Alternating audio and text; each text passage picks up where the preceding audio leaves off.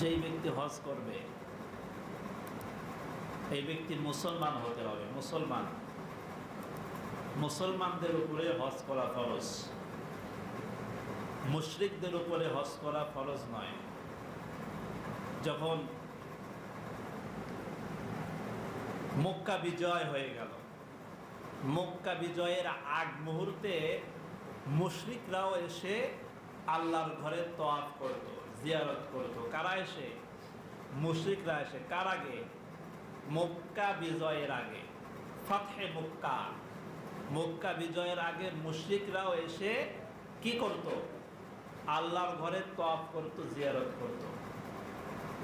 কিন্তু যখন মক্কা বিজয় হয়ে গেল তখন আল্লাহ পাক রব্বুল আলামিন ঘোষণা দিয়ে দিলেন, ইন্নামাল মুশরিকুনা নাজাসুন ফালা ইয়াকরাবুল মাসজিদাল হারাম। ইন্নামাল মুশরিকুনা নাজাসুন, অবশ্যই মুশরিকরা হইতেছে নাজাসুন মানে নাপাক।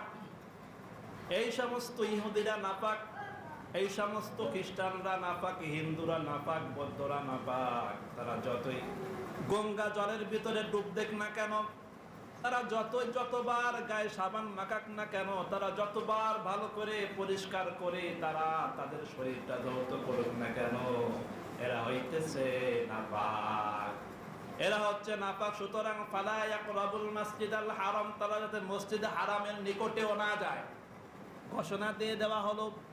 সেদিন থেকে একবারে ঘোষণা দিয়ে দেওয়া হলো, এই সমস্ত মুশরিকরা যাতে কাবা ঘরের কাছে না যায়, তওয়াফে জিয়ারত না করে, হারাম হয়ে গেল। তাহলে হজ ফরজ হওয়ার জন্য এক নাম্বার শর্ত হচ্ছে ওই ব্যক্তিটা কি হতে হবে? মুসলমান হতে হবে। দুই নাম্বার, ওই ব্যক্তিটা সিহাতুন মানে সুস্থ হতে হবে। অসুস্থ ব্যক্তির উপরে হজ করা ফরজ নয়। কোনো ব্যক্তি শারীরিকভাবে দুর্বল, লাইসা আলা দুআফাই ওয়ালা আলাল মারদা, অথবা অসুস্থ, দলিল দিচ্ছেন লাইসা আলা দুআফাই ওয়ালা আলাল মারদা। যদি কোনো ব্যক্তি দাঈফ মানে দুর্বল হয়, ওয়ালা আলাল মারদা, আর যদি অসুস্থ হয়, তাহলে এই ব্যক্তির উপরে হজ করা ফরজ হবে না। হজ ফরজ হওয়ার জন্য একটা শর্ত হচ্ছে ব্যক্তি সুস্থ থাকতে হবে। যদি কোনো ব্যক্তি পঙ্গু হয়, হাত নাই, পাও নাই, চলতে পারে না, এই ব্যক্তির উপরে হজ করা ফরজ না। তাহলে দুই নাম্বার সিহাতুন মানে সুস্থ হতে হবে। তিন নাম্বার মুকাল্লাফুন বিশ-শারঈ, শিশু ব্যক্তির উপরে, অল্প বয়স্ক ব্যক্তিদের উপরে হজ করা ফরজ নয়। এই জন্য তাকে আকেল হতে হবে, জ্ঞানবান হতে হবে।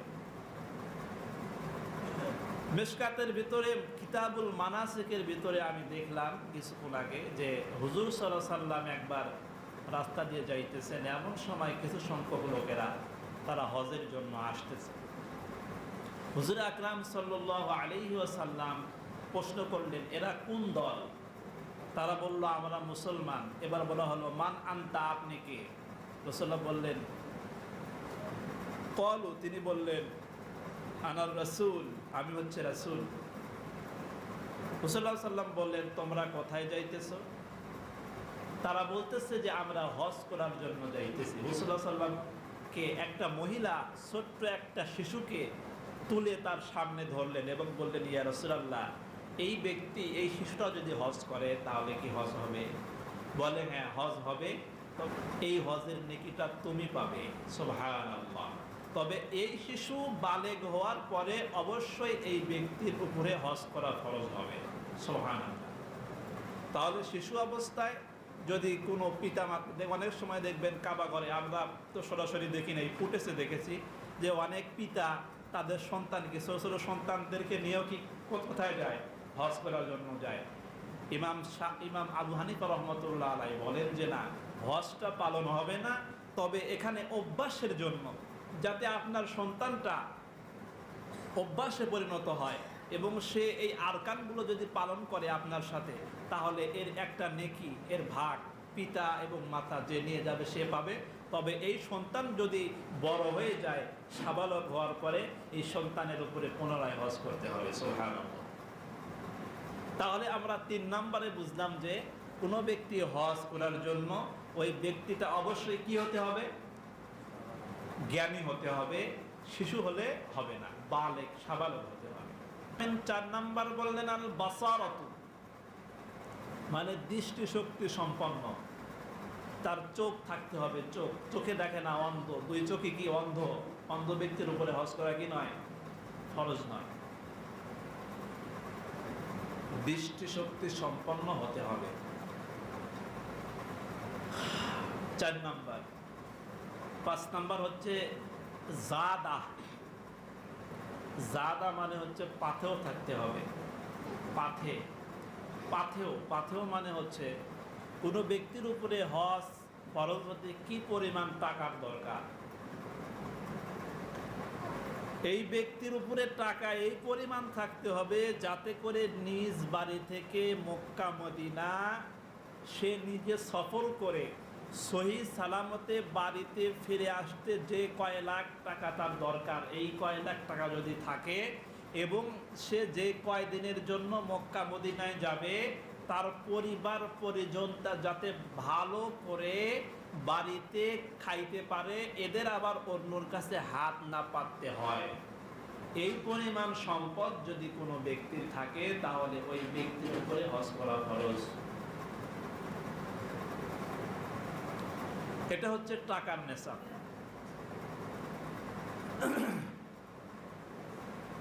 এরপরে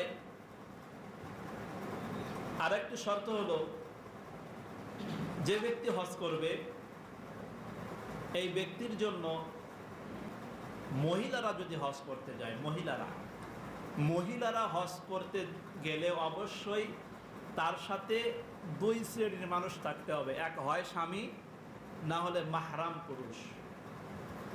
মহিলারা একা একা হজ করতে যাইতে পারবে না, অবশ্যই ওই মহিলার সাথে হয়তো তার স্বামী থাকতে হবে অথবা মাহরাম কোনো পুরুষ থাকতে হবে।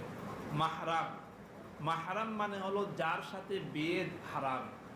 যেমন ভাই বোন যদি হজ করার জন্য যায় তাহলে যেতে পারবে, কিন্তু খালাতো বোন আর মামাতো ভাই 2 জন একসাথে হজ করতে যেতে পারবে না, কারণ তারা গাইরে মাহরাম। তারা কি গাইরে মাহরাম? তাদের একের সাথে অপরের বিবাহ জায়েজ আছে, এজন্য এই রাস্তায় তাদের গুনাহের আশঙ্কা আছে না নাই? অবশ্যই হতে পারে কি পারে না? এজন্য মহিলাদের হজ করতে যাইতে হলে অবশ্যই ওই মহিলার সাথে হয় তার স্বামী থাকতে হবে অথবা মাহরাম কোনো পুরুষ থাকতে হবে মহিলাদের জন্য। পথটা যদি 48 মাইলের বেশি হয়, 40 মাইল, 48 মাইল। যেমন ধরে নেন কোনো ব্যক্তি এমন জায়গায় বসবাস করে যেখান থেকে ওই কাবা ঘরে যেতে 48 মাইল হয় না, 48 মাইল হয় না, তার চাইতে কাছে।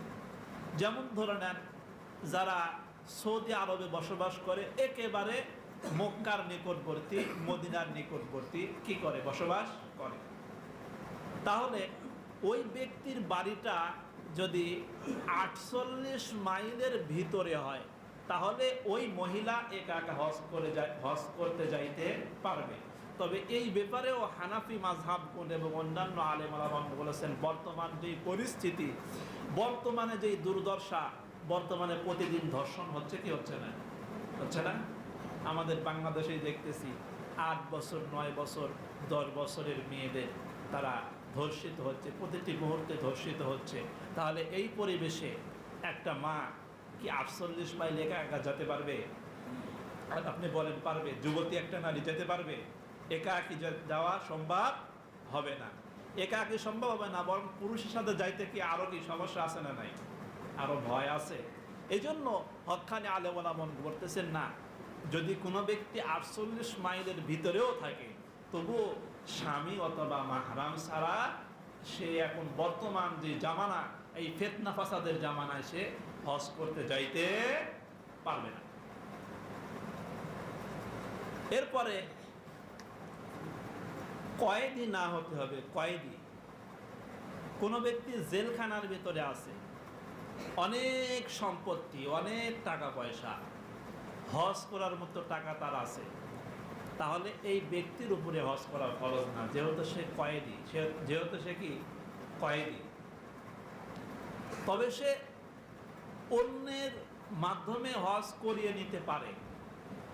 সে বলতে পারে যে আমি তো কয়েদি আছি, ধরে নেন কোনো ব্যক্তির যাবজ্জীবন কি হয়েছে, জেল হয়েছে, এমন হয় কি হয় না, কিন্তু এই ব্যক্তির অনেক টাকা পয়সা।